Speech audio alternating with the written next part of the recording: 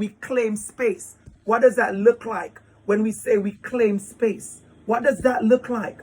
How do we claim space? It is revolutionary for any trans person to choose to be seen and visible in a world that tells us that we should not exist. I love this quote because many of us, that's the world we live in. So I want to leave that with you as I wrap up. I want you to claim space. This is for you. I'm speaking to you directly. I've spoken to your colleagues. I've spoken to your allies and your activists and your co-conspirators. I've spoken to persons sitting us in the managers and the titles with power and privilege and access. I've spoken to you about support. I've spoken to all of us, whether we are powerful or not, about resisting, using our self-advocacy, but using our power and our privilege to resist. And I want to close in speaking directly to all of us who are racialized, minoritized, equity-seeking, equity-deserving, to us LGBTQ plus people. I want to speak to you in closing. As you engage in your healing, your self-care, claim space. And I want you to do the next thing after you claim space. I want you to establish your voice. If, Maya Angelou, rest in peace, great one. If you are always trying to be normal, you will never know how amazing you are.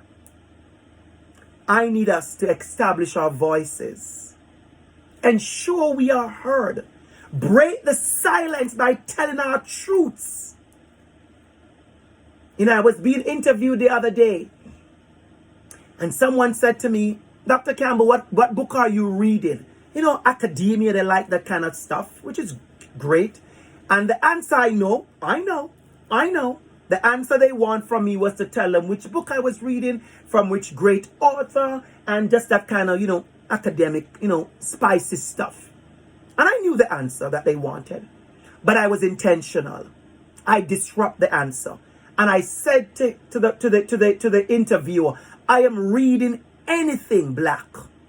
I am reading black love, black sex, black money, black wealth, black opulence, black drama, black resistance, black star, black song, black movie. I am reading anything black because I am a million stories behind.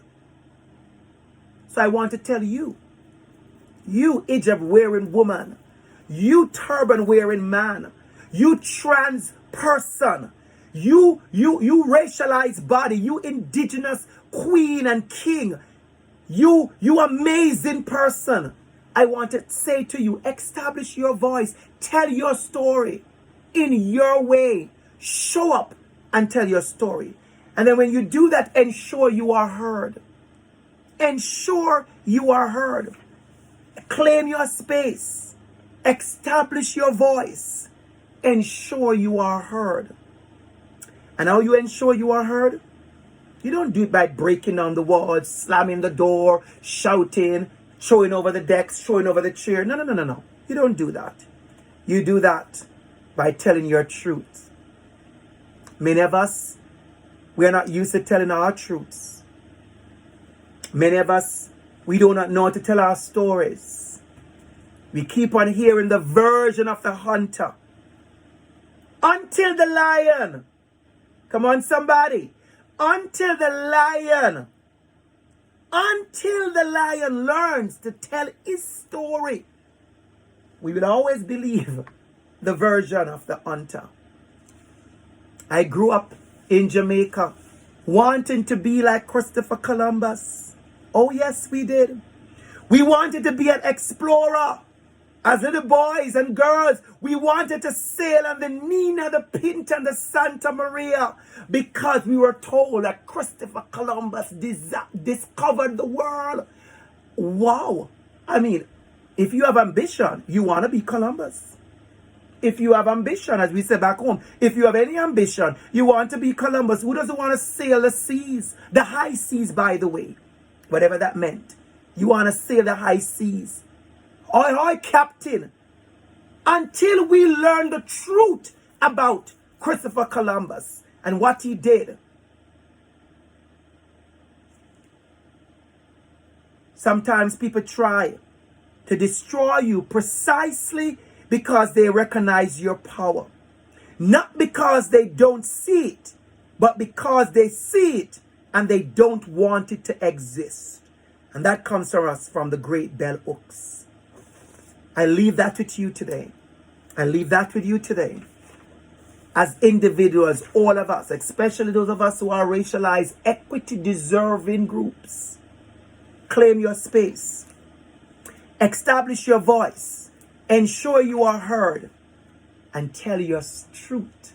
Tell your stories. I hope you enjoyed listening. I hope you pull up your chair closer to the laptop as we were talking, because it was a privilege for me to be here. I know we have time for about 2 questions at this time. I'm going to stop sharing my screen for sure.